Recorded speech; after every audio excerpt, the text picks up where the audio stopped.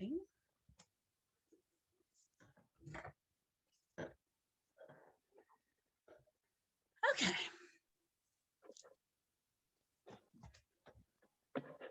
Okay.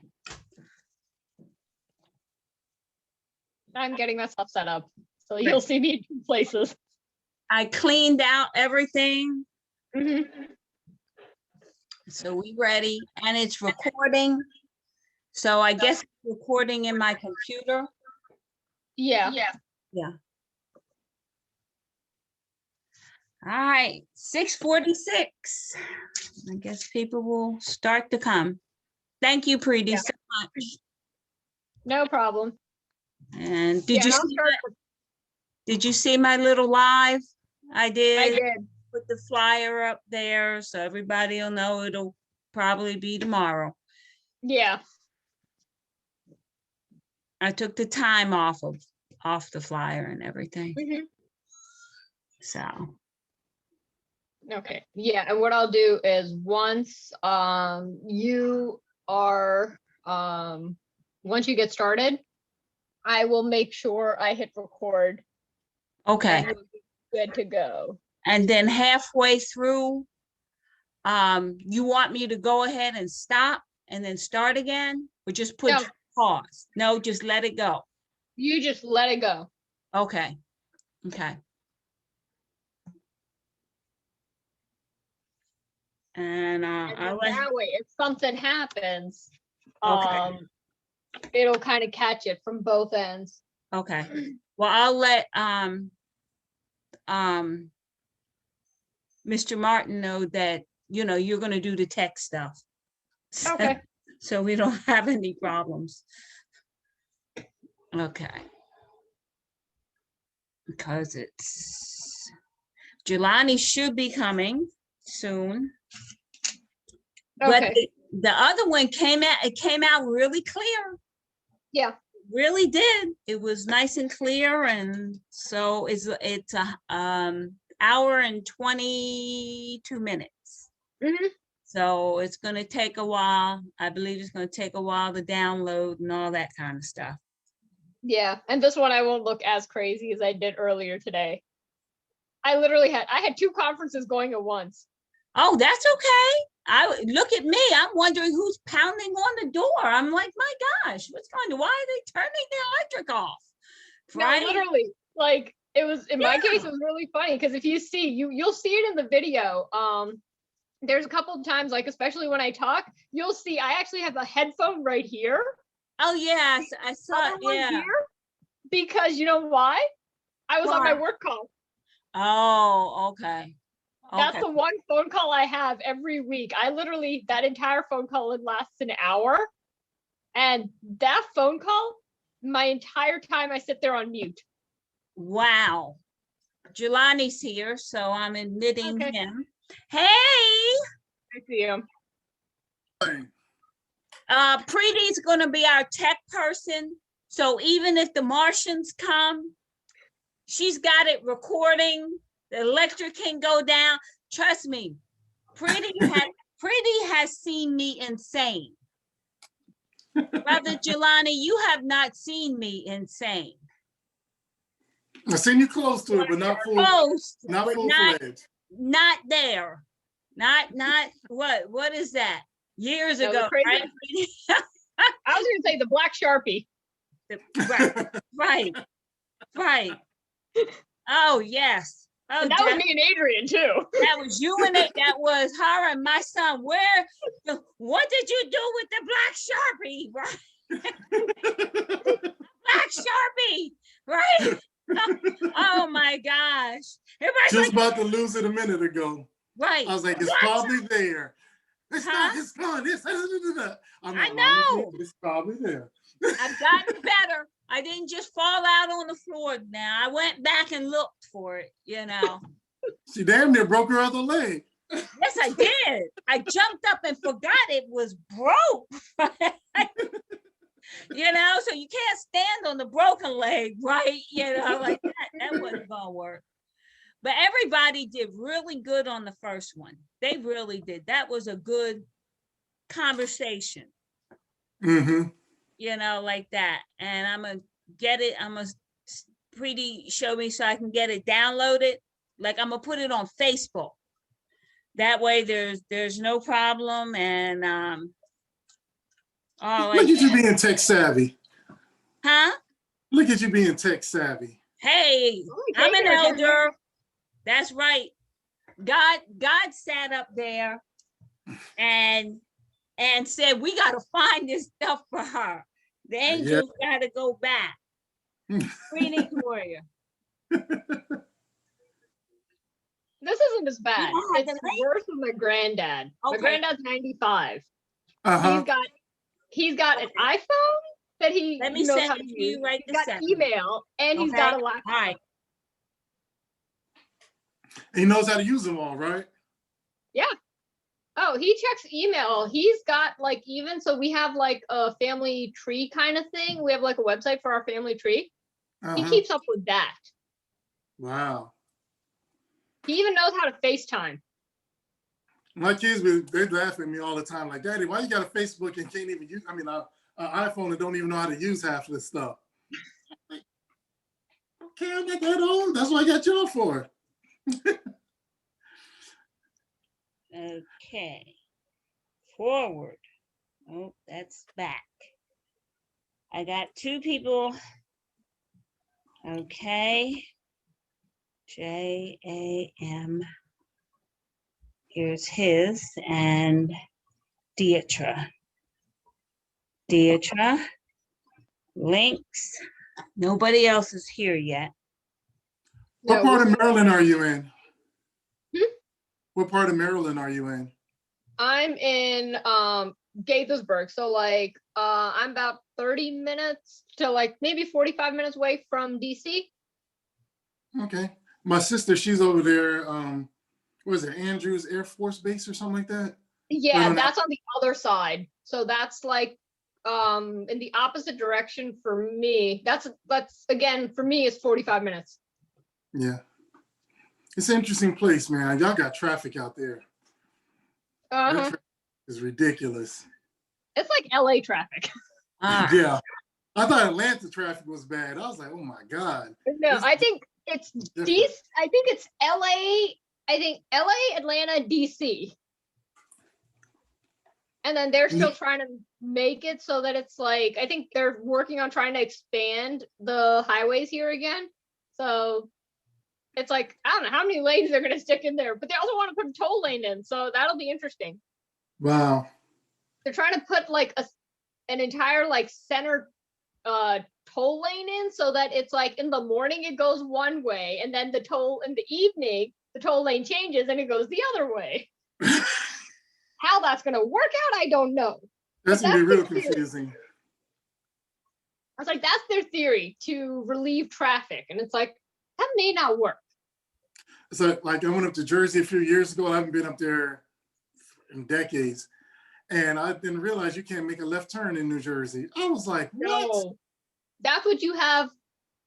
Their left turn, to make one left turn, you have to make an entire U-turn.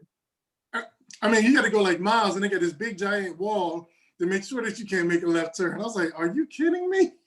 Yeah, you can't make a left turn. They have a giant little circle that you got to follow. That's pretty much a U-turn to put you back on where you were. And it's like, why would you do that? Yeah, 10 miles out the way.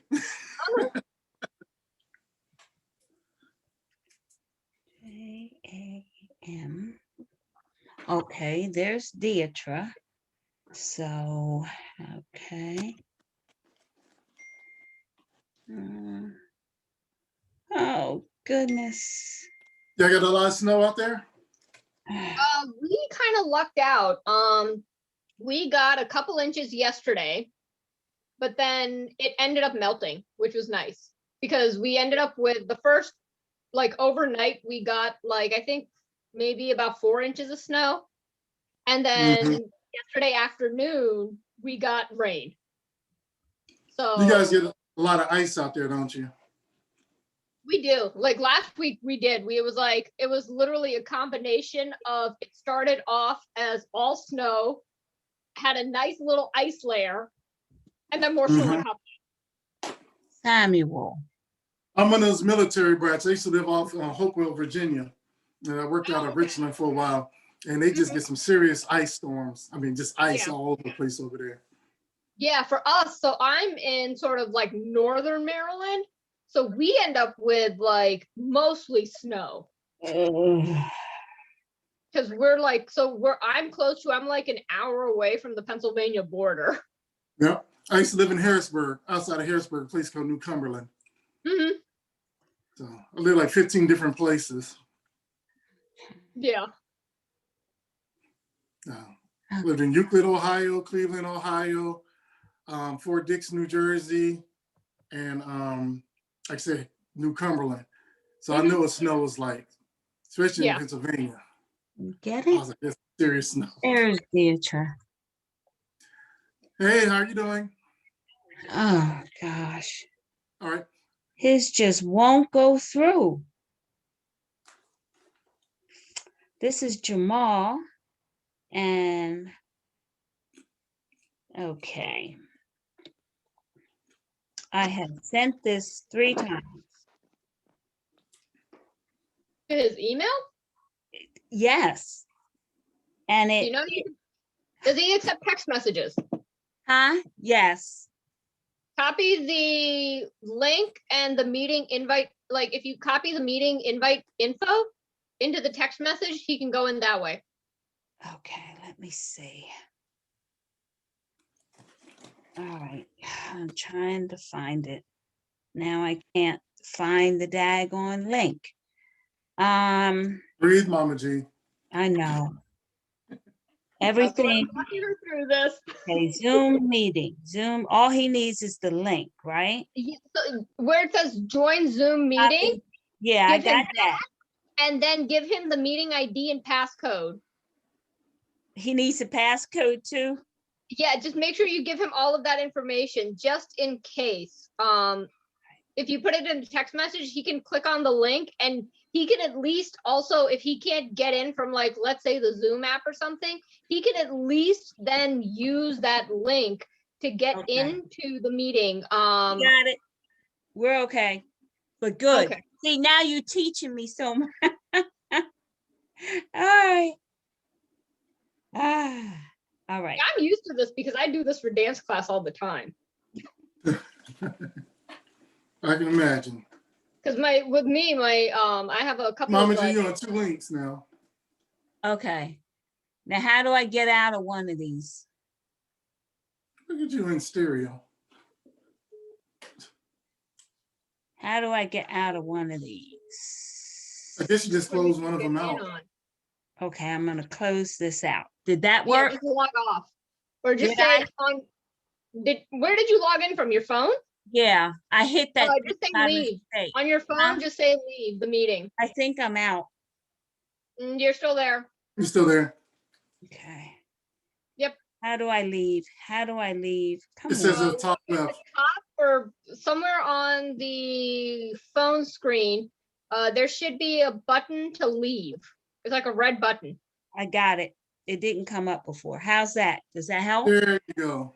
There you go. All righty. Waiting room 3. And admit Amari. Samuel, admit. Let me put my pen on my Amari. Who is Amari? We on here? Hey, are we beginning? All right, admit. Preach, admit.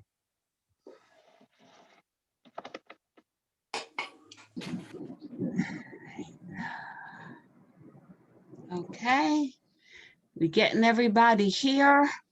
How's it going? 1 minute. I'm still looking. Oh, that's Champion. Okay. Omar. Hit your mute off, Champion. What is this? Oh, that's what ignore. Okay. All right. Cool. All right. And let's see, anybody else? Think we are all we have 2 other people. How is everybody? Doing well. Good. Doing good, doing good. Be proud of your elder here. This has been psychologically, trust me.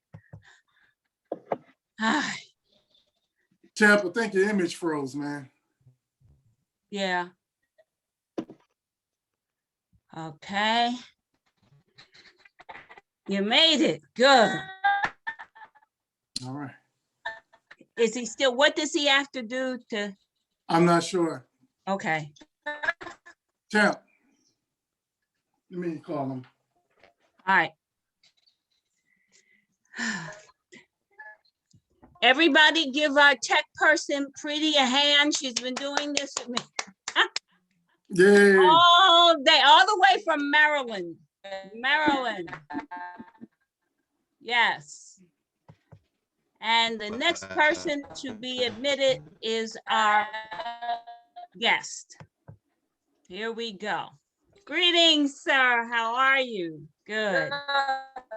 He's gonna log out and come back in. Huh?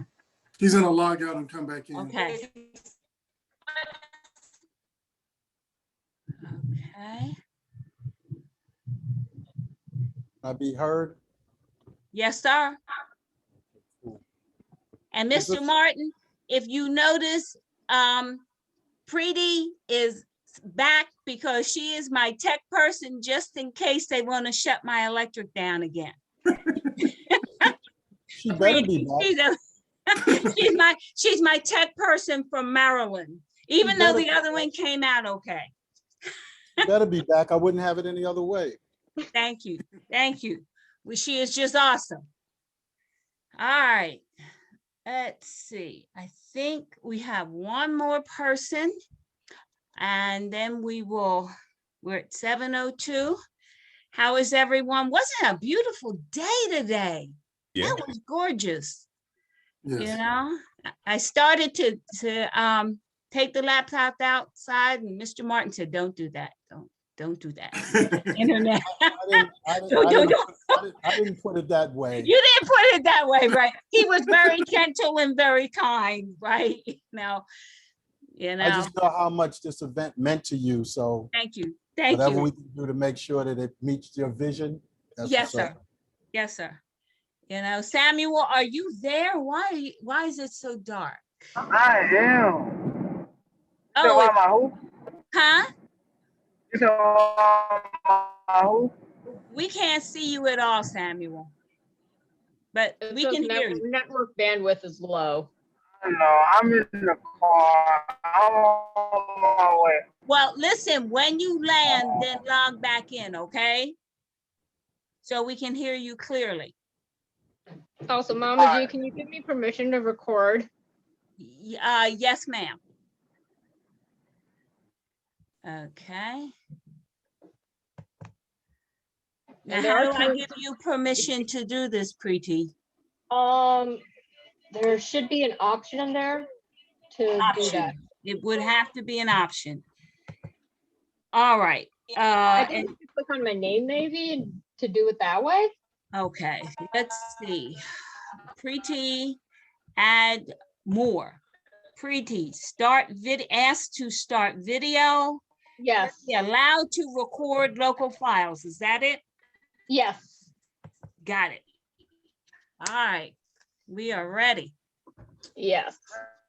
Okay, Samuel is going to, I guess, log back in and then we can go from here.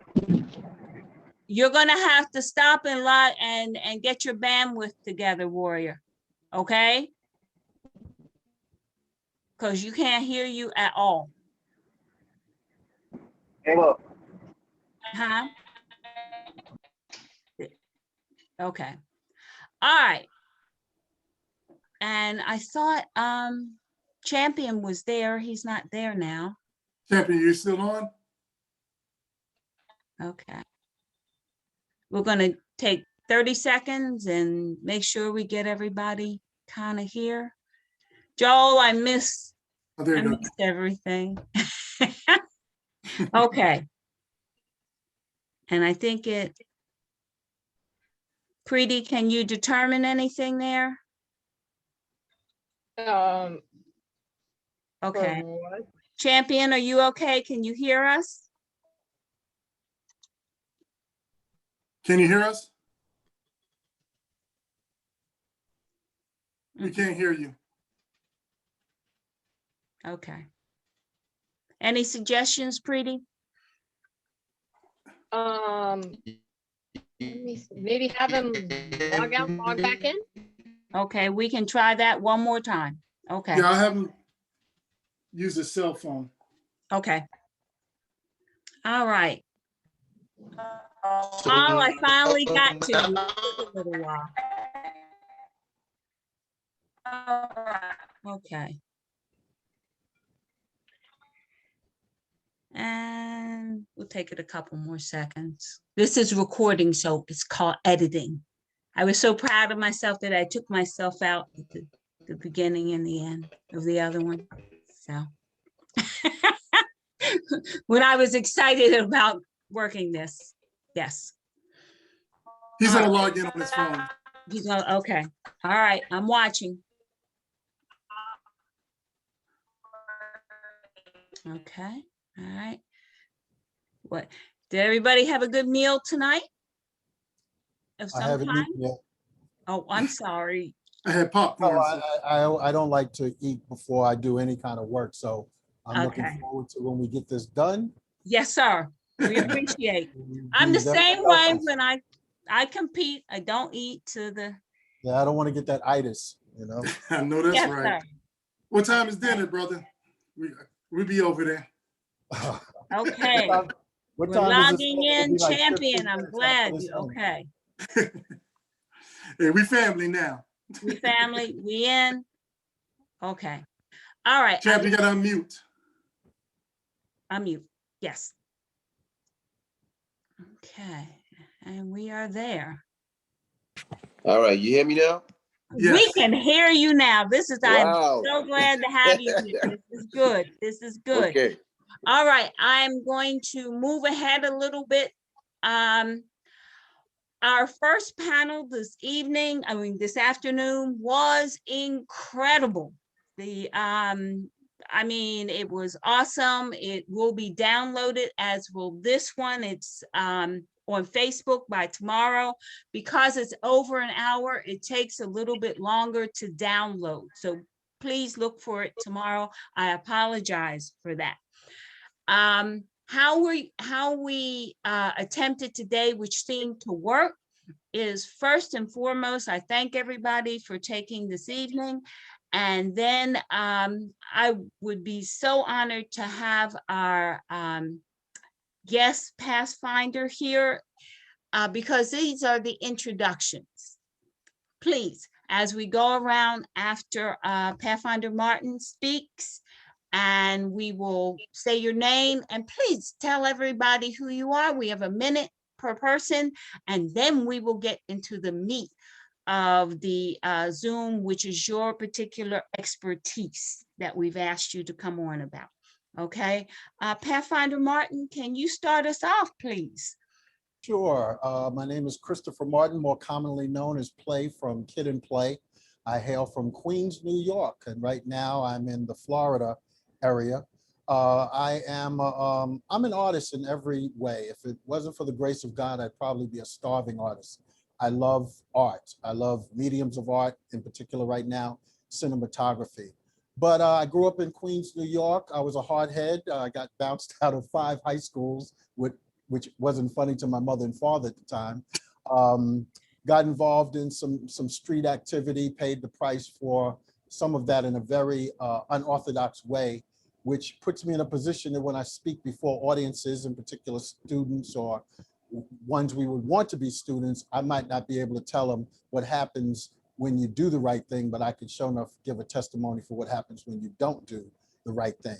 Now, some of you may ask, well, to do all kinds of movies, cartoon series, records, and all of that kind of stuff, that doesn't sound like a bad consequence. Well, there's more to it than that, because there was a price to pay for lack of an education. So with all that being said, and we can get into it further if time and appropriateness allows, but right now, just to be here, to be amongst other iron. in the word, it goes iron sharpens iron. So I'm not here so much as an expert. I come humbly as a student to contribute, but also to learn. So I'm planning on absorbing. So be careful what you want to share. So with all that being said, thank you for participating tonight. We do not take your time for granted. God bless you greatly, and let's have a good time. And yeah, I'll be corny. Let's have a house party. There we go. Oh, awesome. Okay. May we start with Champion, please? Can you give us a quick little background of yourself? Okay, so I hail from the island of Trinidad and Tobago. I've been in the United States of America for like 20 years, and counting. I came over here to go to school in Francis Marion University in Florence, South Carolina. So right now I'm moved from South Carolina to Columbia. I have background in the finances, well, financial banking, as well as I do a lot of artist work. I guess I'm an artist. I mix it from soca to reggae to whatever it is, once it's music. And I'm here now. I'm here today to talk about the finances. So. Okay, awesome. Dr. Jermaine Johnson. Sir, can you please give us a little background? Thank you. Thank you. Well, when Mama G tell you to show up somewhere, you just show up. So you don't ask no questions. But like she said, my name is Dr. Jermaine Johnson. I am a South Carolina state representative. So I am a politician. And I'm gonna do my brother Christopher Martin one better. I went to 7 different high schools, my brother. So I got you beat by a couple of high schools. I had a crazy background as well. I'm originally from Los Angeles, California, but I came down here to play basketball. I met my wife and never left. I got into, some real good things here. I played professional basketball for about 6 years. Then I came back and I established my roots. I've been in South Carolina for about 20 years, and that's when I became a community activist. And then I was recently elected last year to be in the House of Representatives. So I'm excited to be here, and I'm going to be absorbing as well. Okay. Jamal Bradley, will you please give us your story? Yes, my name is Jamal Bradley. I'm originally from South Philadelphia. I moved to South Carolina in '93. I've been down here ever since. Got into a little trouble myself, dropped out of high school, decided I didn't want some youth to go through the same things that I did. So I began working in the community. I'm a part of the Abolitionist National Network, which is a movement to abolish constitutional slavery. I host the South Carolina Juneteenth Freedom Festival, and I work with organizations like Stop the Violence and She Did That Community Foundation. Awesome. Brother Preach Jacobs, sir. How you doing? Can y'all hear me? My name is Preach Jacobs. I am a hip hop artist. I'm involved in community organizing. I've done an event called ColaCon, which is the nation's first hip hop comic book convention. We've had everybody from Fight from A Tribe Called Quest, rest in peace, to Ghostface, to Rhapsody. And primarily lately, I'm a columnist for the Free Times and the Post and Courier, South Carolina, with a column called Fight the Power. And so, yeah, I write about hip hop, politics, and things about social awareness, and I'm glad to be here. Thank you. Okay. Joel and Joku, sir.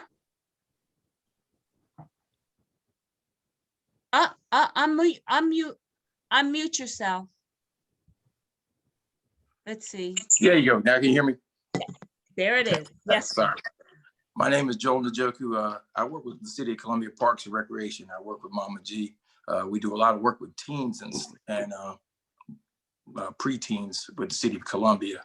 Both my parents are college professors. My father taught at Benedict College for 45 years, and he was head of the business department. And my mother, who was also from North Philadelphia, Strawberry Mansion section, she taught at South Carolina State. She was in the social work department. I'm a graduate of Francis Marion University in Florence, South Carolina. Before I started working with Parks and Rec. That's right.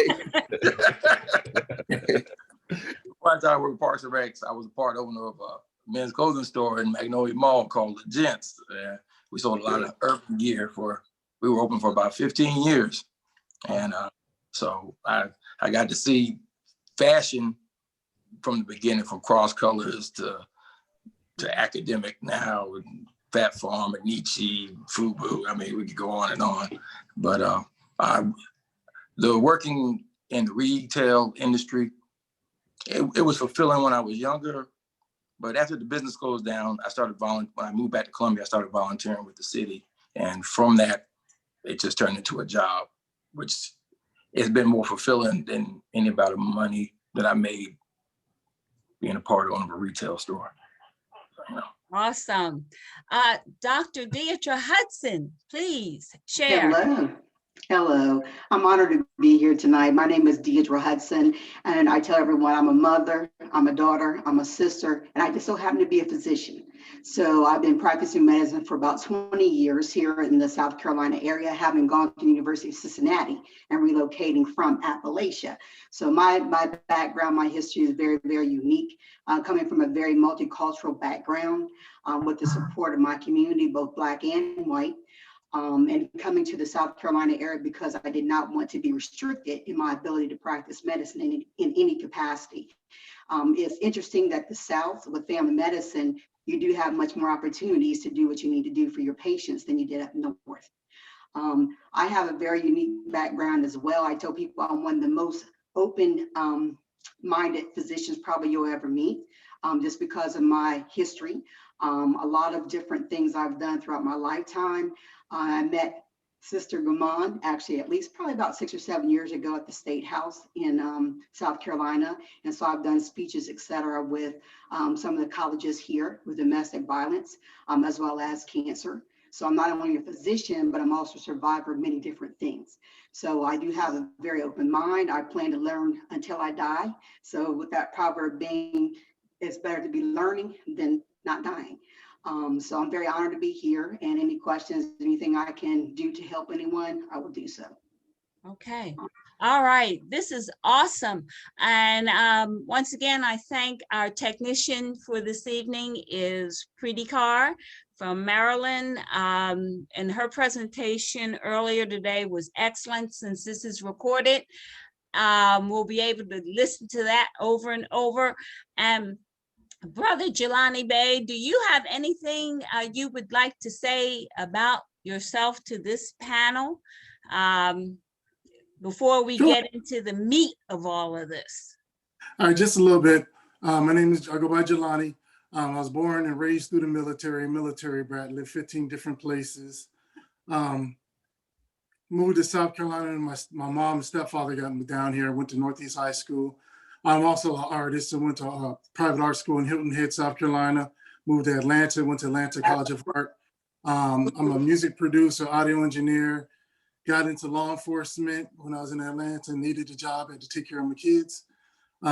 Music wasn't paying the way at the time, but then I moved back to Columbia to help my mom out.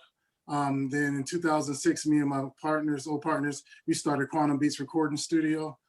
And in 2012, I broke from them and started Studio 23 Music Group. Do a lot of community stuff with kids, and that's how I linked up with Mama G. That's pretty much it. This is awesome. Pathfinder Martin, sir, here we have the media. You represent movies that are classic. Everybody knows the concept of house party because that a lot of individuals grew up with that concept. Before we get into all the other areas, has the media affected the house party concept? Has the media affected, do we still have house parties? If you could open this up with that direction, that would be really good. No problem. I think what we can use is those movies as somewhat of, if they were like a pen, you'd put in a map or in a time machine that someone would look at and want to know what was the environment or the culture like around that time. I know that LeBron James is working on a reboot of House Party. And when they and others have asked me what I thought about it, I'm saying, well, that's awesome, but I'm really not sure how you'll pull that off because it's a different era and it was a different world then. Things have changed. Yes, the media can have a lot to do with it, but at that time, correct me if I'm wrong, someone, I don't think we were dealing with nowhere near the advancement in technology and devices as we do today. And that alone can change things quite significantly, you know? I think that the great thing about that film and the films and what they represent was a time that some may call where we begin to sound like our parents and say better times. But there was a different vibe then where you can have your house opens without the full force bullies, and everything is cool. But now things take place in a club. I don't detect the same kind of intimacy that took place then.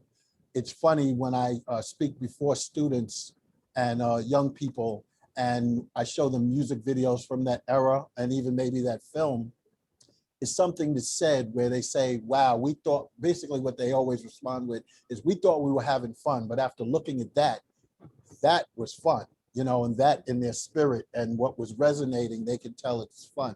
But as far as what the media has done, you know, I have to be careful what I say about that. There's a word called too, T-O-O, too much, too, whatever. And it's like knowing everything and being accessible to everything can have its good points, but it can have its disadvantages too. And I think that we have been really overwhelmed with too much. And that's just, you know, my point of view on that. And I hope I've answered your question. Yes, sir. I Definitely. And before, I mean, this is where we're starting at. Dr. Johnson, I'm coming to you next. You're that political aficionado. Piggybacking on that, has the media, with all that we've been through politically, has it gotten us to the point now where they control the thoughts and minds of people? Has that happened? Or I'm just listening, everybody's listening. Absolutely. And, you know, for example, you can tell if you just turn to Fox News. You turn to Fox News, you hear one thing. You turn to CNN, you hear another thing. You know, I mean, these are two different media stations that you can hear two different viewpoints that are reporting on the same exact thing. And you're going to get two different sides of a story, you know, so you're never going to get all of what you believe that they should be reporting, because they will show on certain stations, they will show you blips of one thing and different things and make it show out of context for some people. They won't show the whole. They won't show the whole story of what somebody said. They'll show a clip. So the media, you know, on a national level is absolutely controlling a lot of what people think and believe. That's why I tell people to do their own research. I've always told people, even though I'm a Democrat, I've told people that, hey, you need to vote the person, not the party. And I tell people to do their own research on who they're voting for, on what the person stands for, get to know the person. Because if you just look at the news stories, I mean, the news story is going to tell you one thing. Any one person can write a bad news story on you, and they can go viral in a second, and none of the story can be true at all. It just went viral, and people are showing things. You know, you can see a lot of things. There's a picture, as a matter of fact, that was posted by some media folk of Dr. King laying in the hospital bed.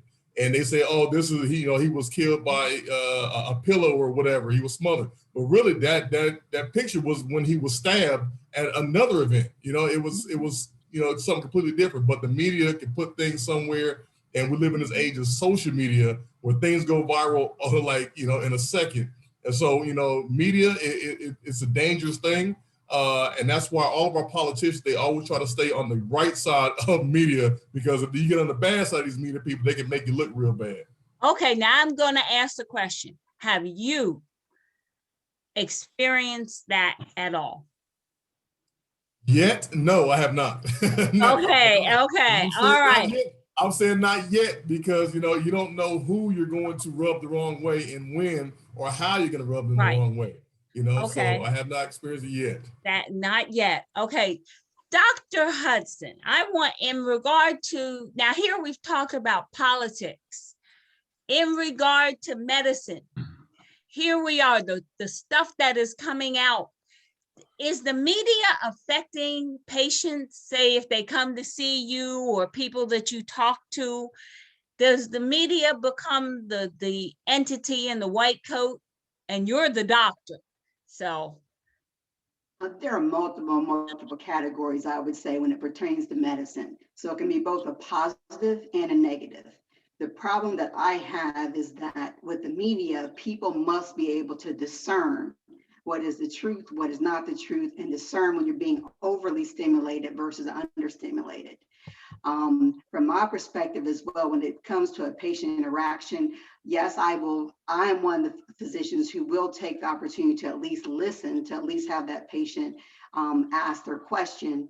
The problem becomes, who do you trust?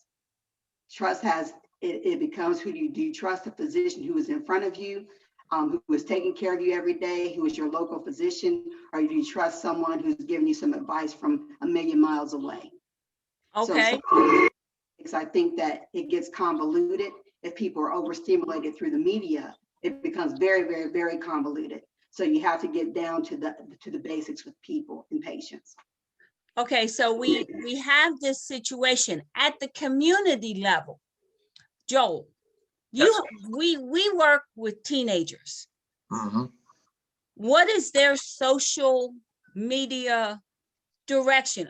Do they care about politics? Do they care about medicine? Is this any of I mean, is this in their world? Nowadays, social media, and in terms of the children's interactions with each other, that's more important than the outside world. Okay, And, can you say that one more time? Say that again.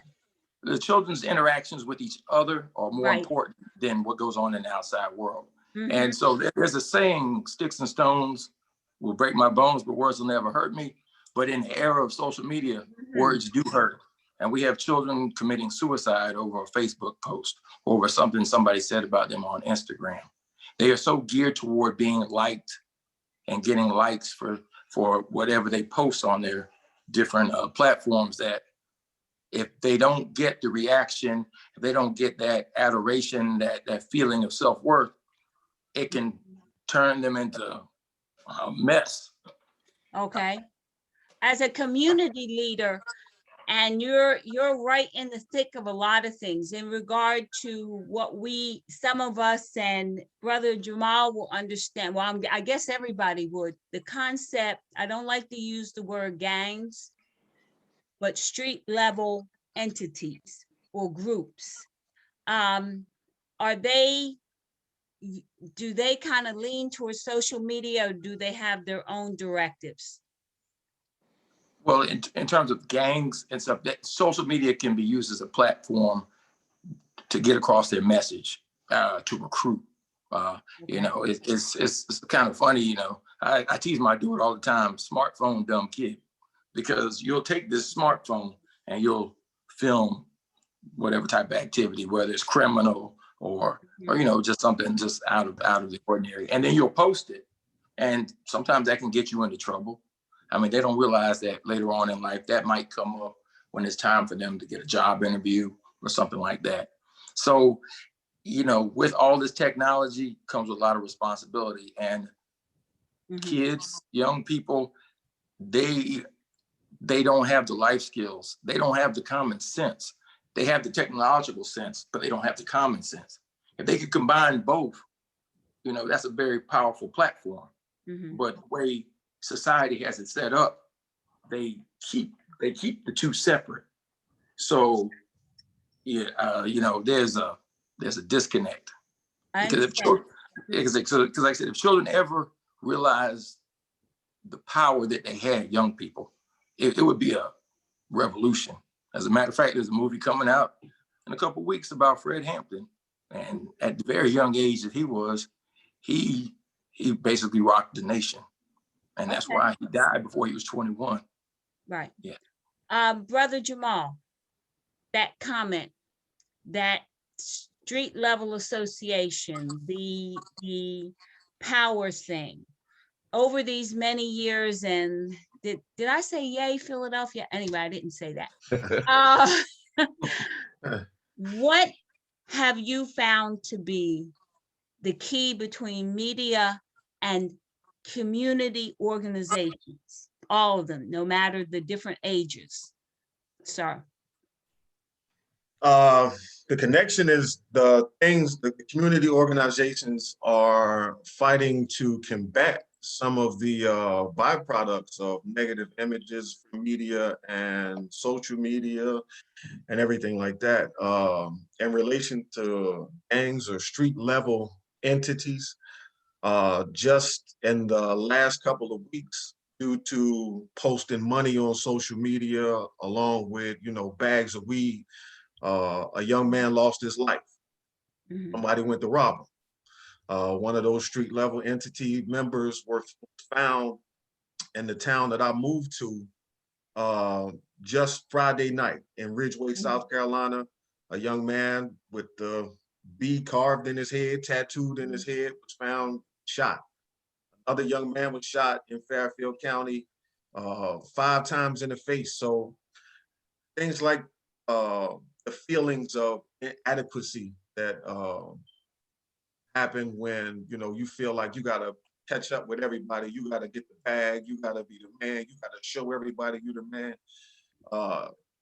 Wolves still exist, so yes, people will try to rob you. There's still people out there with their stomach growling. No, you can't be on here on social media talking about how much drugs you sell, how much money you got, because people won't come for you. You telling ops or the opposition, this where I'm at, this what I do, they gonna come for you. As a young lady, you telling these people, how many men you sleep with and how good your pee power is and everything like that. So this organization is built to combat those things, like Stop the Violence, like the She Did That Community Foundation, like the Black Project, I believe Albert Bates was on earlier, like Big Homie, Little Homie, which I'm a mentor member of, to help young men stay out of situations like that. So it goes hand in hand. And as long as those things are being done, the people in the community will keep finding ways to combat it. It's just not enough people. Okay. To So combat all of the things that's going on. I understand. Preach. Is the newspaper dead? Yeah. I say that kind of jokingly, but not really jokingly. There's a couple of things I thought was really interesting when we were talking about news media, and I was trying to take notes. I think the interesting thing is, if we're talking about news media before any other types of media, before social media and stuff like that, I think one of the biggest things that happened, I'm not sure the year, but let's say 25 or so years ago, you started to see 24-hour news networks. And prior to that, you would have the major stations, the ABCs, the NBCs, the CBS. News was considered a loss leader, which basically meant that the news department, they got to operate on their own. They didn't have to make a profit, and they worked independently of the station. And what that allows you to do is to make the news what it's supposed to be. You have journalists doing journalism things.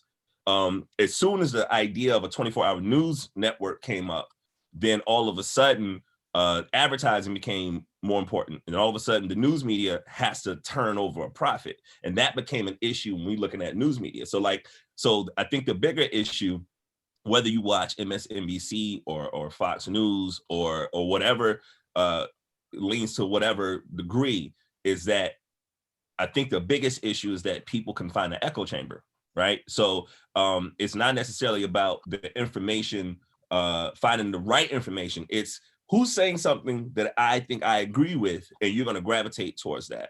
When it comes to print media, the first thing I did, I wrote a column for the Free Times.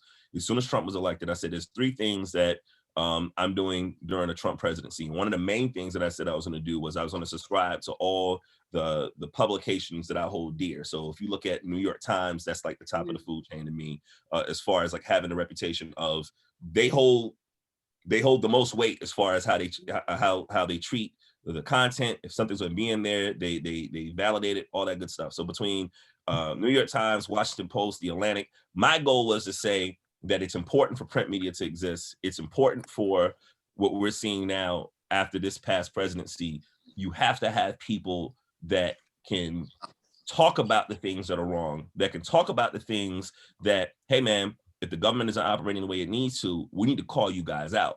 And so what ended up happening with the whole terminology of fake news, it basically worked at so many levels, because you can basically say whatever I don't agree with, I can just basically just throw it to that, right? And so that's when you have the idea, like we're literally going through a situation now where Trump is being impeached again, and the trial is going on, and they're basically saying, Trump is basically saying like, hey, I didn't cite any insurrection because the information that I said, I don't believe it was untrue. I don't believe that I didn't lose the election. You know what I'm saying? So all of a sudden now, all these terms that came out, fake news and alternative facts and all those type of things, it gets difficult, because when I wrote this, I said, when you saw the Million Klan March, as I call it, June the 6th, with all them white folks storming the Capitol, you know, that was an outcome of people looking at those news outlets that basically fed that echo chamber.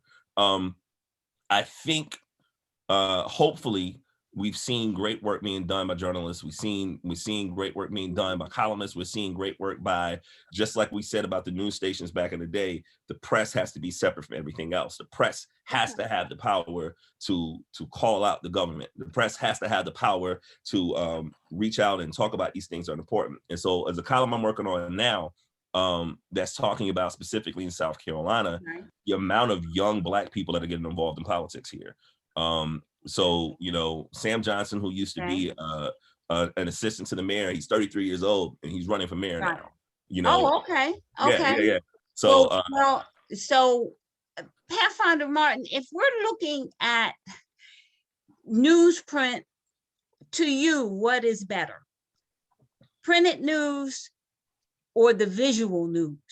What do you feel that would impact? And then next from that, I would like to ask Champion, is it the verbal words in regard to finances? Who can say it? I have. We're going to go with Pathfinder Martin first. Printed news or social media news? What's up? Are people reading? Can they read the printed news? I mean, are we able to do that? Well, you know, I have to be two different people on that for that answer. You know, there's no denying what visuals, how it stimulates us as humans, human nature. But as far as being the historian that I am and like to be, print work plays a bigger part in that, to have documentation.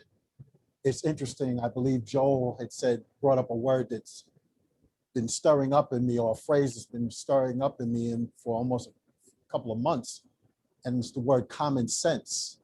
And now I'm questioning that, because common means whatever the sense is that we all have, it's common.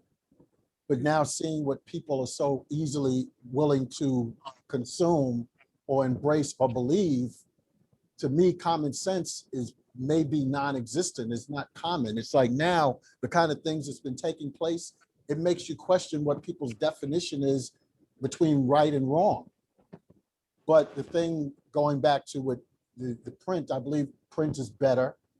But a lot of people, because of this technology we deal with, we have low attention spans. You know, reading takes patience, it takes comprehending, it takes, like you alluded to, knowing the words. But I believe I hope that prints will stay and last and mean something somewhere at some time, where facts and stuff are at. They say if you want to hide something, they used to put it in the text of colored people, but if you want to hide something, I believe from people, I believe put it in a book or a newspaper or whatever. But we like to watch things where those people that you're on the opposite side of the highway, you're in traffic, you don't know what's going on, and finally when you get to what happened, it's everybody looking at the accident on the opposite side of the road. We like to see visual stuff that stimulates us for some odd reason. Okay, Champion, reading in regard to finances. Are people really using those skills of being, when they come to you, and is it just the debit card? Would it just be paper money? Or are they making an effort to maybe put something together financially? Is the media telling them what to do, or are they reading what to do? Well, the answer to that question, social media is what the world is right now. So everybody is getting into the digital part of banking now. So the more people engage in social media, the more they tend to use, of course, using their phone. So that's easy. It's on the run, it's on the go. Nobody's really sitting down to read anything. They could do all their finances on the phone now. So there's really no need for banking anymore. Everything is easier for customers once they know exactly where to go. They shouldn't have a problem with getting to where they need to get as far as looking at interest rates or just opening an account. They could do all that on the phone, and social media is the thing, so it goes hand in hand.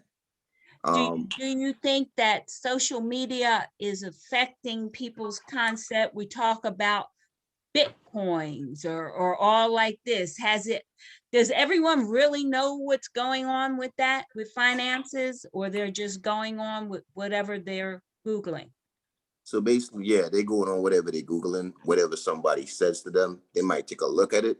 I don't think people that engage some people hear Bitcoin and they might just want to look at it or they might ask about it. But really and truly, hardly ever somebody, interested in something like that. A lot of people need to be educated in finance, matter of fact. And that's one thing they always used to say in schools, why we don't have a class on finance. And I see it every day, people kind of lost when it comes down to finance. But in the social media aspect, and when you have something printed versus virtual, they rather see the virtual. We as older people, we might want to research something, or have something printed from the newspaper back in the 60s. You could find that printed. I like printed actually, but now everything is virtual. Everything is on the social media website now, Okay. And that's even affecting the finances. That's affecting the finances. We're gonna go and ask now, Dr. Hudson. Here it is, social media. Do people tell you how to heal them because of something they've seen online? It depends on the patient. Okay. It depends on your patient. But I'm just saying, do they come in with suggestions? I'll say that. Yeah, and sometimes, again, just understanding that that's, again, their mindset, it makes it easier to entertain them during that time. Sometimes it's correct, sometimes it's not correct. It just depends on how you respond to it. People often will become very, very sensitive if you take a judgmental approach to their care. So if you can have, and we call it the art of medicine, if you can artfully craft that patient interaction, you can easily offset negative information versus that may be positive. So we do see it. Okay. Brother Jamal, here you work in community. A lot of people, have we gotten away because of the media? We're not paying attention to politics anymore. Have we gotten away from just maybe taking care of the homestead, the community? Your event is one of the most well-known events here in South Carolina. Juneteenth, you're bringing a new holiday back where people have stopped doing Kwanzaa. People don't do Kwanzaa anymore. The media doesn't know anything about Kwanzaa. That's gone to that's actually not true. There's a group that I belong to called Catalyst Mgambi, and that is Dr. Burnett Goldman, Dr. Gunn, They host a Kwanzaa event every year and have been. Oh, okay, okay. This I year stand corrected. with COVID-19, it's a little hard to plan those events where our community gets together and celebrates because of don't want to be irresponsible and pack a bunch of people in together. So they had to do those events virtually. I understand. Now I'm going to ask a question. Do young people do this? Our elders are leaning towards this, but do our young people need more education in regard to Kwanzaa or Juneteenth in school? I'm gonna say it. I'm probably the youngest member of that group, the Catalyst. I'm gonna say it's the other way around. I think it's some of the elders that need a little bit of education on how to reach out to the youth to make them aware of some of those things. Okay. As the brother Preach was talking about, he's getting ready to do a piece on, how much the youth is being involved in politics. And a large part of that is due to social media. So they're involved because of that. But as far as the home, right. Even when people are home, they're on those devices. Mom is checking her Facebook posts. Okay.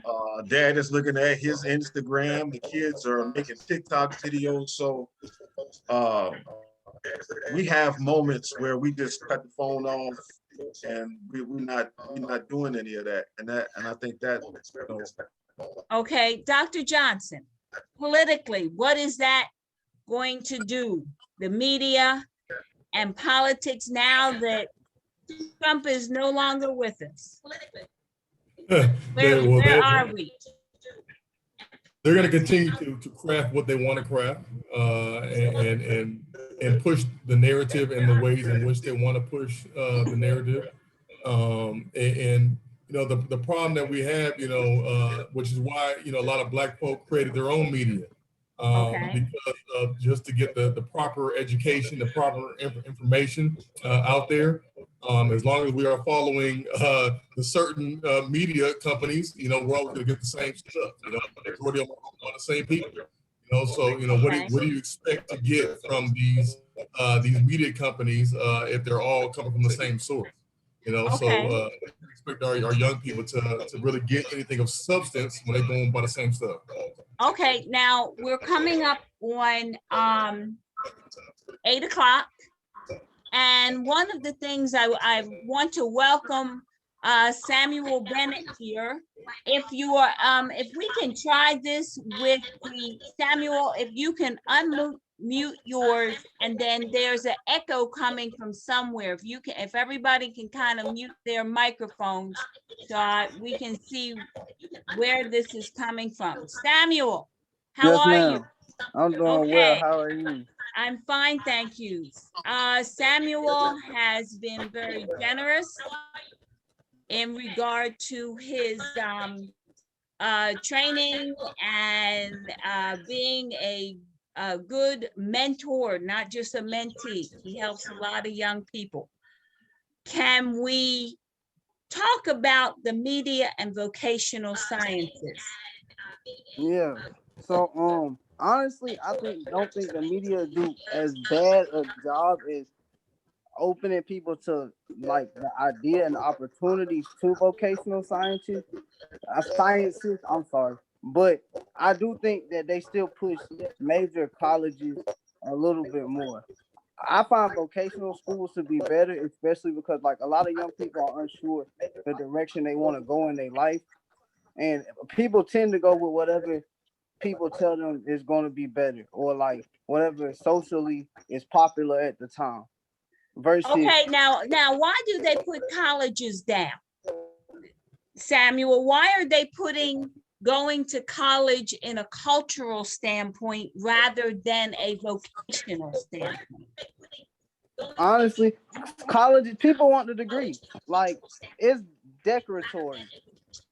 Getting a degree is decoratory. So they put a vocational school down more so than a college because, in my opinion, it's declaratory. It looks better to have a degree. A lot of people try to live through through their youth as well. Like parents that didn't get a chance to go to college or didn't do it, they try to live through their children. So socially, people see this person doing this and this person do that, and they be like, oh, okay, well, I'm gonna do this or I'm gonna do that, versus necessarily what they actually want to do or Okay. doing all of their options. But vocational schools aren't, schools don't push vocational schools. Social media pushes them a lot more than a school will. I was blessed enough to go to a school that actually push CATE programs, which was career advanced technology and engineering programs.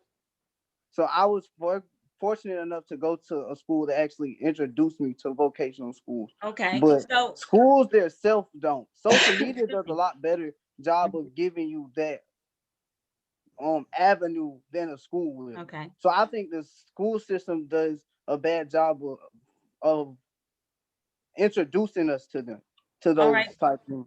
Pathfinder Martin, your opinion. Please forgive me because I was having some tech difficulties. It seemed like they just hopefully got straightened out. But so I'm sorry, I was basically concentrating on trying to get back online correctly. What I did want to speak on was one of the panelists, and please forgive me for not remembering who it was. Well, we were talking, oh, you were talking about the June 19th and Kwanzaa and the history of that and with young people and all. And one of the things that I find interesting as it relates to the media in regards to entertainment, you had shows like The Watchmen on HBO. You had some other sci-fi type. Lovecraft Country. Exactly, thank you. That someone had asked me when I was on the set not too long ago on a project what I thought of those. And I said, they thought it was great that that's how Black history was being introduced to or reintroduced hopefully to a new audience or a younger audience. And I said, well, that is great, but the problem I have with it is, why does it have to be brought in through sci-fi?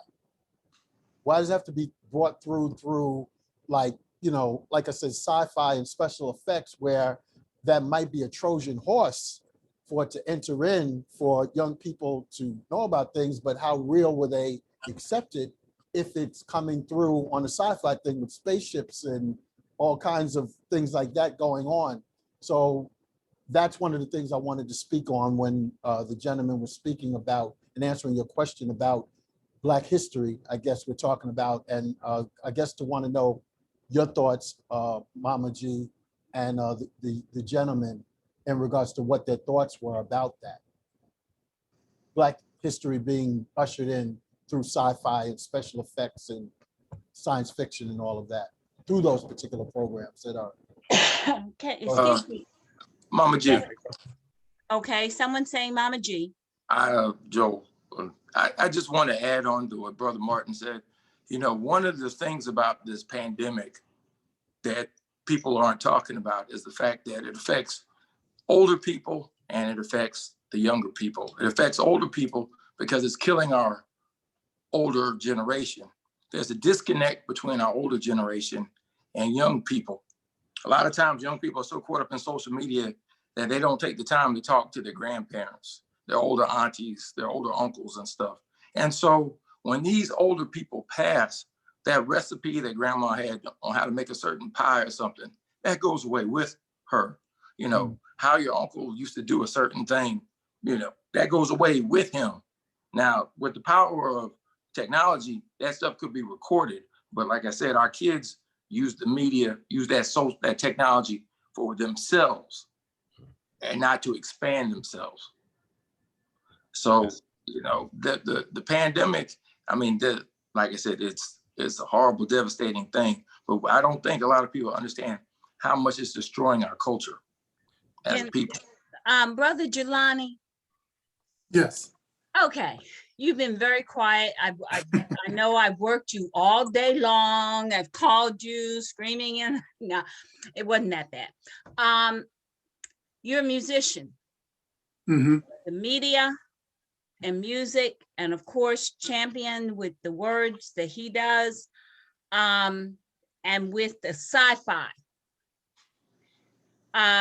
Is music and the videos that are coming up all fantasy, all make-believe now? Can we have some reality with some good music? Is that possible? It's possible, but the problem is the media doesn't, a lot of the outlets don't show that type. Okay. There's a thing in the music industry now, it's like, it's not about you being talented, because you can be the most talented person out there, but it's about how much drama you have. They'd rather go with somebody with a lot of drama, followers, or likes, more than somebody who actually has talent. And the problem with a lot of these artists today, musicians, singers, and all of that, is they're so captivated on likes. And they got to understand the business. Once you're out there hot for a while, you're going to be hot. But then when you're falling off, somebody else is going to take your place and your likes go down. That's why these young people have so much panic attacks. I've never seen so many people that have panic attacks. And they're supposed to be the most, you talk to them, they're the most confident person, get this and all. Soon as something goes down, they have a panic attack. They're ready to kill themselves, and they cannot just deal with reality because they're so. I had one artist telling me, I don't care how much experience you have, what you have done throughout the years, you don't have enough followers and likes, so I don't know if you even qualify to work with me. Okay, so I want to ask Dr. Hudson, our depression is that bad right now because people don't like us, so we don't have enough likes, or the smiley faces, or what? Are we that depressed? Has the media raised depression right now? Unmute. Okay. I guess my comment would be it's always been, it's just brought it to the surface. Okay, it's brought it, has it always, so you're saying it's always been there? I do believe it has. I think that media has just afforded us the opportunity to see it. And so just like with the opioid crisis and these other crises, they usually do have a underlying psychological component. And I think that the crisis and everything that has happened now is just more visible. So is this why we have all the filter things on the pictures now, and media, it seems that it encourages that? Samuel, I think you are the youngest one here. Okay, I'm gonna pick on you, right? Do you see a lot of your young people, your friends, do they get into the filter thing, the mask thing? Is that something the media encourages? Yeah, everybody uses. Huh? Everybody uses. Everybody uses a filter and puts a mask on. Anybody has it? I'd like to spend we got a little bit of time. I mean, he's saying everybody, and Preeti's shaking her head up and down. Everybody, Brother Jamal is even shaking. Yes, I want to say something real quick. How many people think everybody uses a filter? It's all about a pretty face. I don't. This is as ugly as I'm a steak. Yeah, I'm Oh my What's interesting is like what Brother Martin said is, us being older, we grew up with, common sense. What is common sense? Like Brother Martin said, the world has changed so much. What we consider common sense, the younger people call us old. Oh, that's old school. It's like a whole different reality and stuff that they're dealing with now. So what we think is like, you should have sense about it. They're like, no, today, that's what we do. But to say that, then we're looking at politics. We're looking, if the young people if everybody's using all these filters and these masks, isn't that political? Is that what it's like? Who likes you? Dr. Johnson, is that what's happening with our young people? Our young people, they have their own agendas and own culture, man. They're not listening. I associate this with basketball. So I told you I played professional basketball. And young boy Sendarius, a lot of y'all know Sendarius, Sen from right out here, went to USC. And I was talking to him about them little short shorts that he got on. And Sen was talking about, man, the long short, man, that's old school. You are old. I'm like, man, come on, man. Like, ain't nobody little shorts. He like, man, nah, this is what we do now. We wear it, you know what I'm saying? So these young people, they follow their own selves, they do their own thing, and they looking at us like we old school and we don't know what the heck we talking about. So, Well, you know, I understand why. I think it's all entertainment. Entertainment can be called different things. We're using the word media, but look who our president was. He was an entertainer.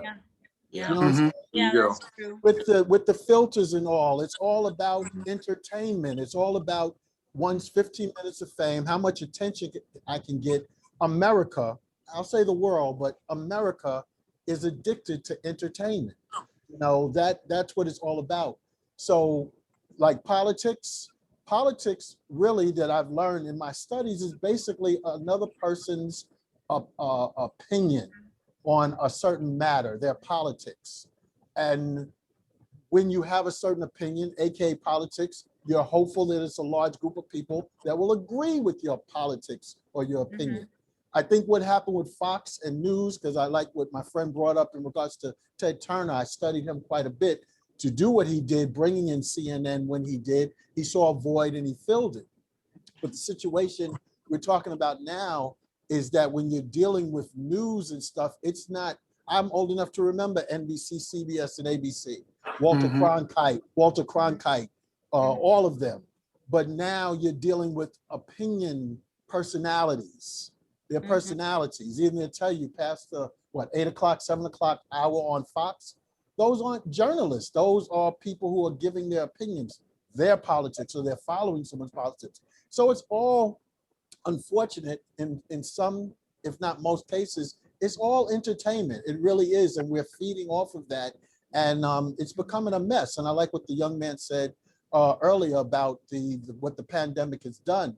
I think for those who are not taking advantage of it, we're blowing opportunities. You're dealing with captive audiences in people's homes. It's the opportunity for the elder to be able to tell and share stories with the younger grandson or son and stuff in his family. But if you're not letting that happen and you're not taking the time to vibe and fellowship and learn from each other, you know, it's a horrible thing. That's True. it. Preach. So I definitely agree with that. And I'll tell you one thing though, my grandmother grew up at a time where Black folks just didn't talk about their past. It was just so painful. And I remember it would be times where I would want to, you know, I joked with my mom that if I tried to write the movie Roots or write the book Roots, I could never do it because that required an elder opening up. But what I learned about my grandmother was, if you ask her, she's not going to tell you. But if there's one day that she starts opening it up, you better sit down and listen. And so one of the last conversations we had, I'm gonna put this in perspective. She was talking about when she was a girl, her great grandmother lived with her, and her great grandmother was an enslaved woman. And when we talk about 6 degrees of separation, whatever, if my grandmother interacted with someone that was enslaved and I interacted with my grandmother, that's 1 degree of separation. And so it put those things in perspective that when we think about, when we're talking about Lovecraft Country, there was parts of it where I felt like it was too traumatic to look at a lot of it. And the question about the science fiction aspect, I'm a big Octavia Butler fan who wrote a book called Kindred and talked about that. What I'm most interested in is Black people telling Black stories. And that's what we've seen. And that's what we've seen differently, right? Is that when we talk about politics, politics should be us. When we realize the power that we have. When you look at someone like Stacey Abrams, she turned Georgia blue, and it was a Black woman. And it's one of those things where when you realize, hey, I do have a hand and a say into what my future and what my community looks like, that's an important thing. And I think all those things kind of work together, whether it's us telling our own stories. When we talk about social media is technically our community. Who are we sharing our stories with? Who are stories that we want to see from other people? And those are the things that's really, really important.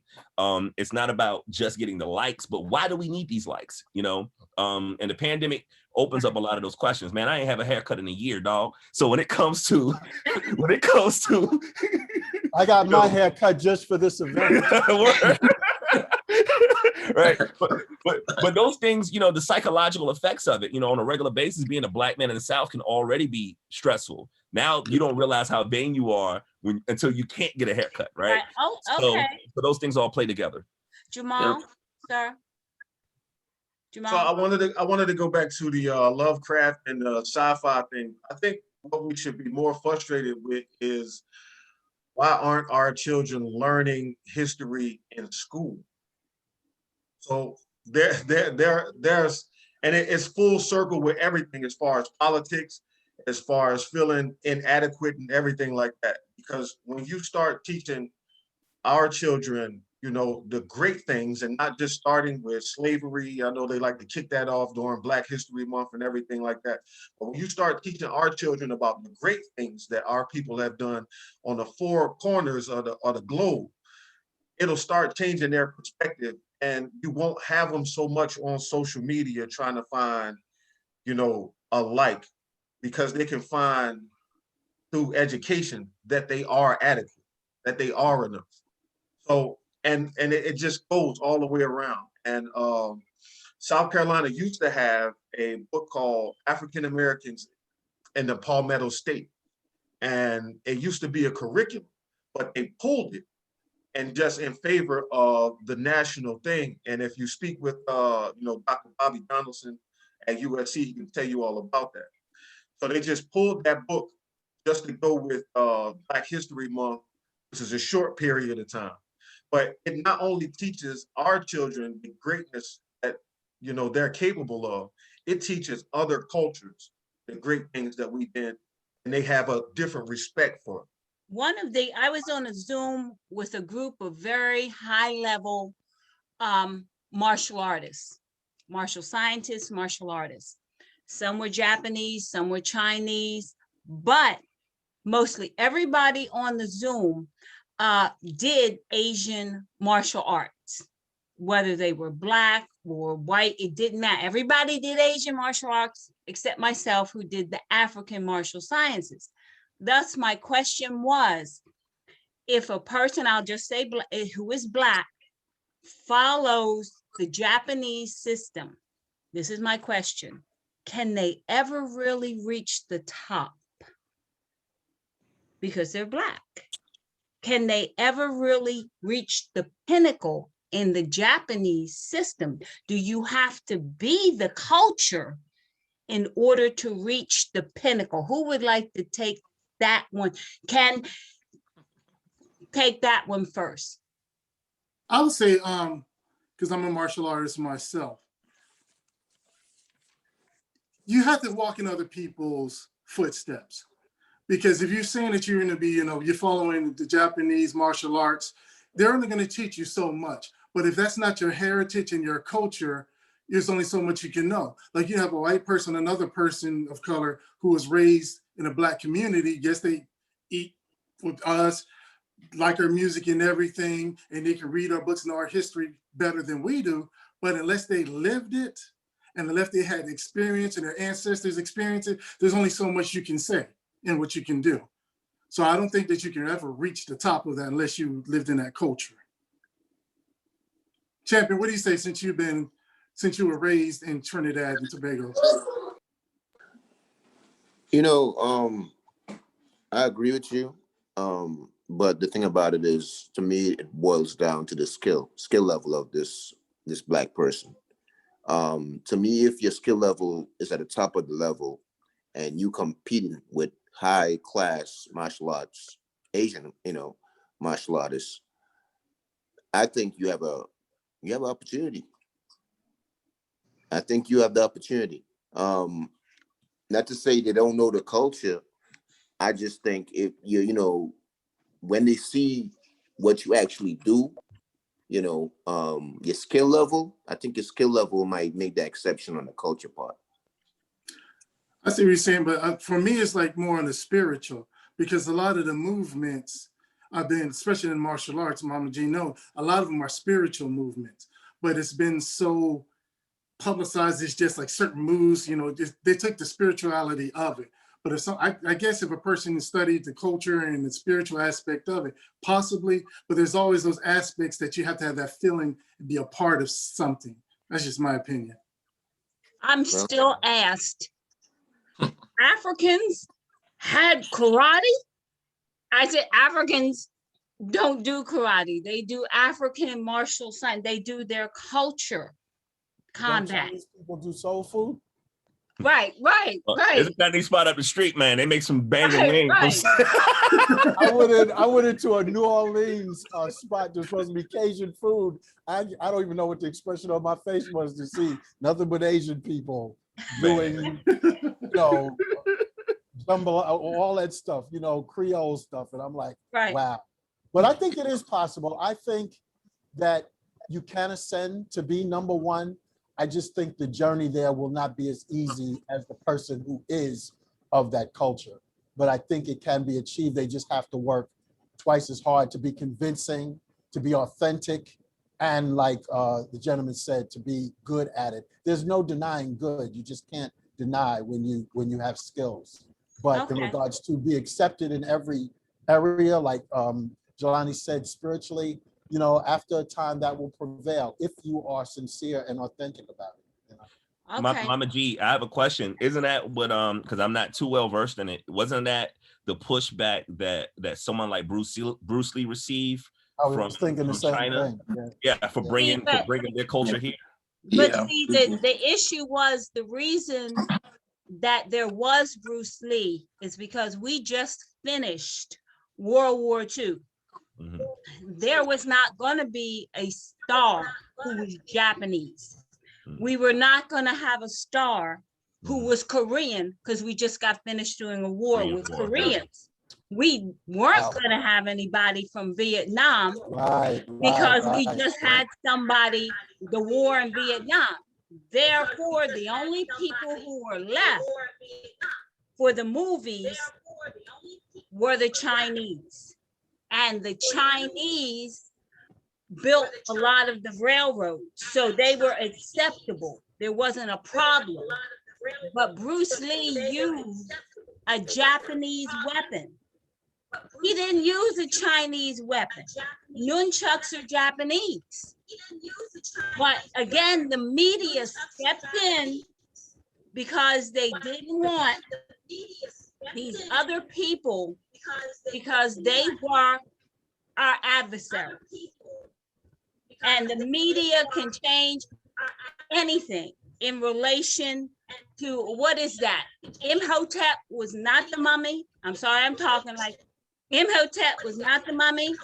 There was no Tarzan. And I'll never be the same after Hannibal Lecter. When they used Hannibal's name, the Great Moor, as a man-eating cannibal, that drove me totally over the edge. So doing the African martial sciences, it's essential that I stay consistent, because this might be 2021, but a lot of people still see Tarzan swinging, or King Kong. If everybody remembers that magazine cover, the basketball player. Mama G. Yes. I have a quick question. I guess this question is directed towards Brother Martin. Okay. Let's take what you were saying with the martial arts and move it to hip hop. So we have the Beastie Boys, we have MC Search, we have Vanilla Ice, even down south, I think Bubba Sparks or something like that. Eminem. How do you feel about those people and their influence on something that came from the African American community?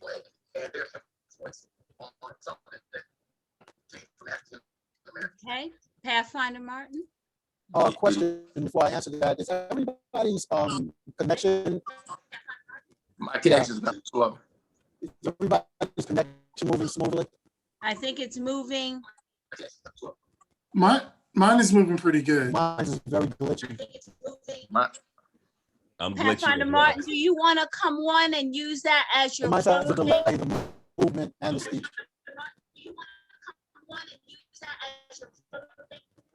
Yeah, hopefully. Okay. So if you want to log back in, yes, sir. All right. Can we start with Brother Joel for your closing comment? Okay, I'll try that. Try that. Can you hear me? Closing wisdom. like I talked about earlier with the pandemic, I think when it has, since it has affected us, we have a lot of time on our hands. And time is a valuable resource. And it's one thing that when it passes, you can't get it back. But when you're in the moment and you have the opportunity, you need to use that time, whether it's to open up your mind, whether it's to reach out to a friend. You need to, we need to bring a little bit more humanity back into this world. And social media for a while, and even media, has taken a lot of the humanity out of us.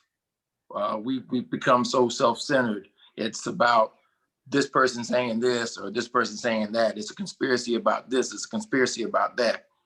And, you know, in this time where we can't go out, we got to wear a mask, we got to do this.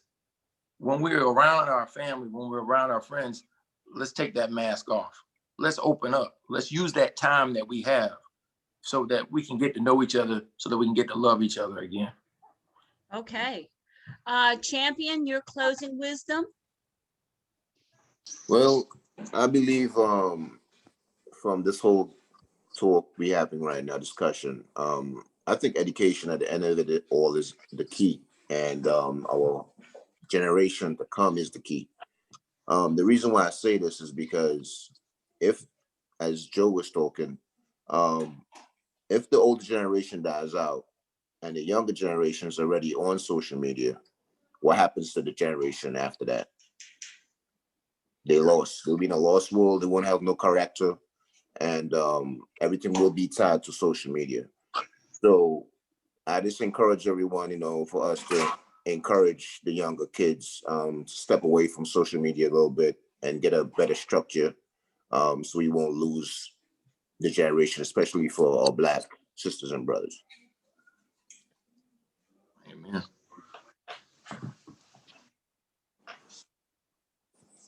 I'm not hearing. Oh, Samuel, are you there?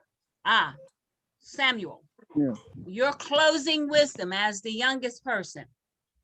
Honestly, as the youngest person, my closest wisdom is that I was just happy to sit here and listen to all of y'all elderly wisdom as a young person. I think that's very important.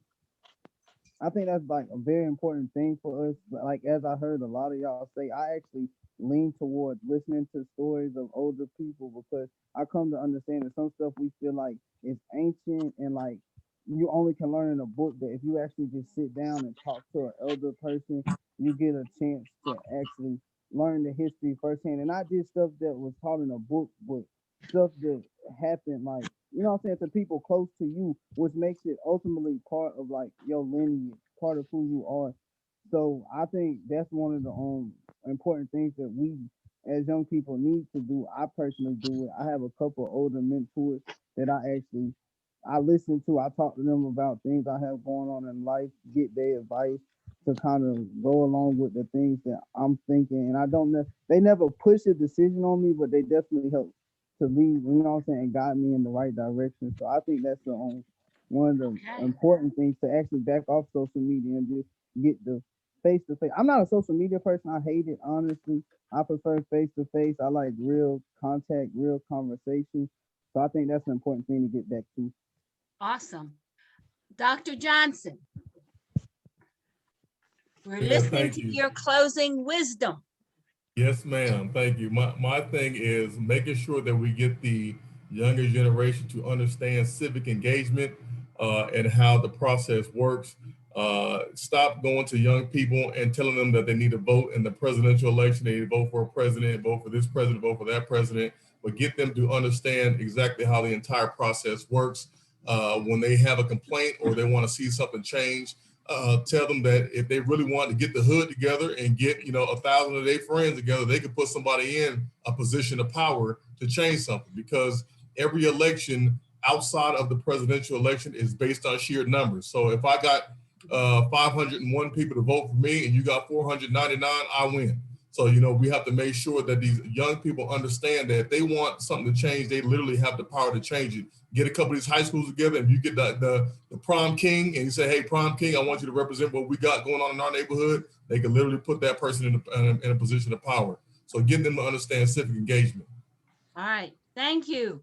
Brother Jamal, closing wisdom. First, I want to thank Reverend Martin for being on and for the house party movies, because the representation in those movies was incredible. You seen, you know, young people having a good time, even though his mustache was of a 30-year-old's, but oh, we good, I definitely appreciate those things. I can't wait for us to be able to connect with one another, because that is our thing. And media has its pros and its cons, and we all just were examples of the pros that you can use social media for. So it's just us being more informative passing more information to the younger generations, and using these platforms to do that as well, so that we can connect with them. All right. Brother Preach, closing wisdom. I don't have much to say. I think that when it comes from a journalism background and being a columnist and being one of those situations where I'm like one of the few Black columnists in the state, you know, there tends to be this thing where you feel this responsibility on you. Like there's this quote that Chris Rock said, that he said to white people, Tom Hanks is a great actor. Denzel is a guide to his people.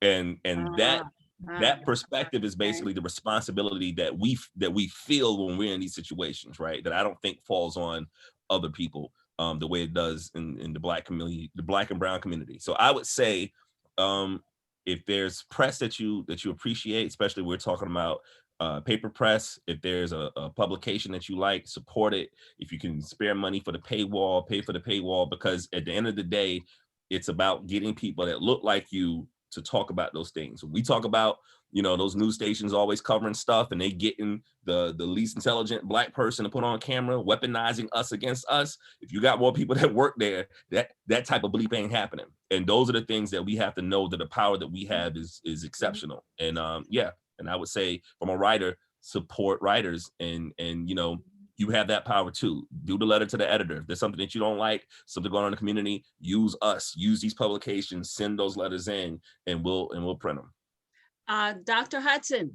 closing wisdom. That's my closing, and using the media in medicine perspective is to understand your resources.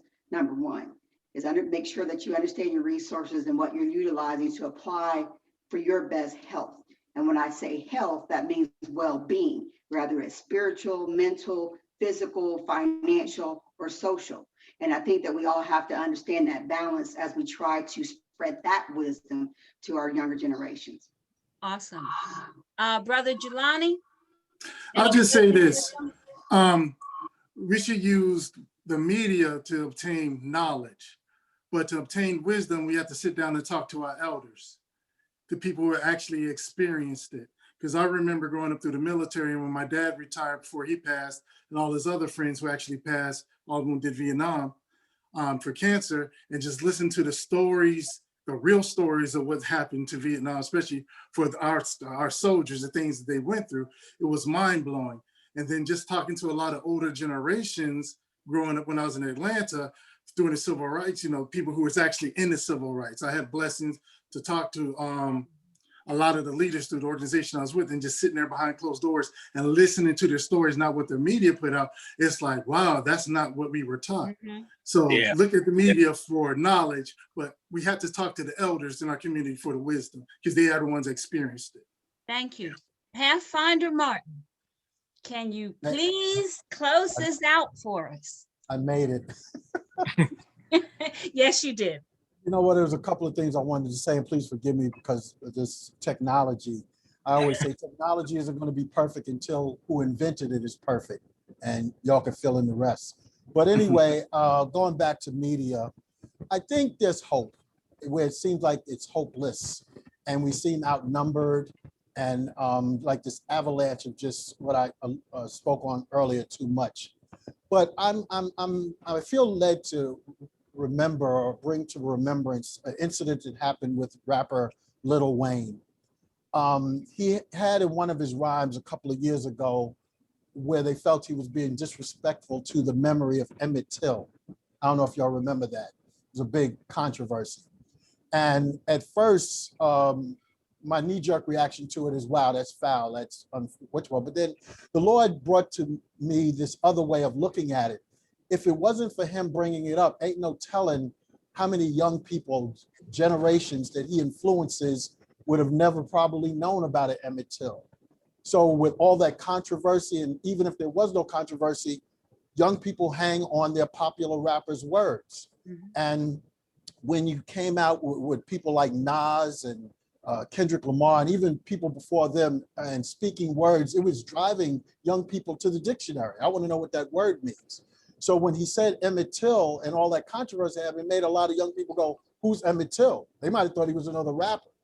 But when they did the research to it, they had to go to a book or maybe to Google it. And they learned and they found out how bad that situation was. They got some history out of it. So in a very unorthodox way, the reason why I bring that up is I believe if all of us are doing what we can, no matter how outnumbered we may feel, I believe we can make a difference. I like something referencing another rapper, a friend of mine, Tupac. He said, I might not be the person to change the world, but I guarantee you I'm going to spark the mind of the person who's going to change the world. And more than likely that will be through media, through print, through visuals, through a photograph, whatever it takes. So even if we embrace and take that approach, I think we can do really, really, really good in regards to our part in changing things through a very powerful tool called the media. It's just right now, it just seems like it's in the wrong hearts, with the wrong hearts. But just seeing the influence Trump has had over 74 million people. But you know, they don't seem to want to highlight what Biden did. And not to say Biden is a perfect guy, but just seeing that influence of what they did, especially Trump through the media. Why can't a person with a good heart do the same thing once it resonates to the right audience? So I hope that made sense. Oh, it makes a lot of sense. I want to thank, I got to say, I want to thank Play for being here. Pastor Martin, you're an incredible Pathfinder. Thank you for doing this for us here in community. I thank everybody from the community, out of state community. Thank you very, very much. And we are on time. Does anybody have something that's burning that they would like to say? I have a question. Whose house can I come to eat? Come on over. Hey, come over here, man. We got curry over here. Okay. Okay. All right. Hey, Brother Martin, I want to thank you for giving us your time. You know, we've been working on this for a while, and it seemed like it wasn't going to happen for a minute, but I know. Hey, we appreciate you, man. Much love and your support and being patient with us. Yeah, man, it just takes an invitation, man. Mama G knows that, so do you. And to all the other guests, seriously, I loved all the valuable jewels you guys dropped on me this evening. So I appreciate y'all's time, which is just as valuable, if not more, you know?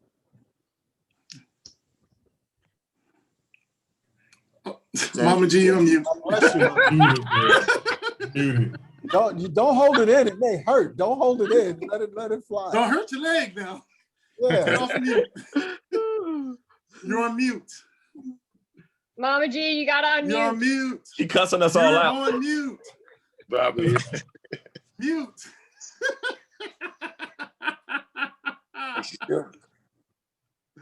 Push the button, Mama G. That's the technology we're talking about.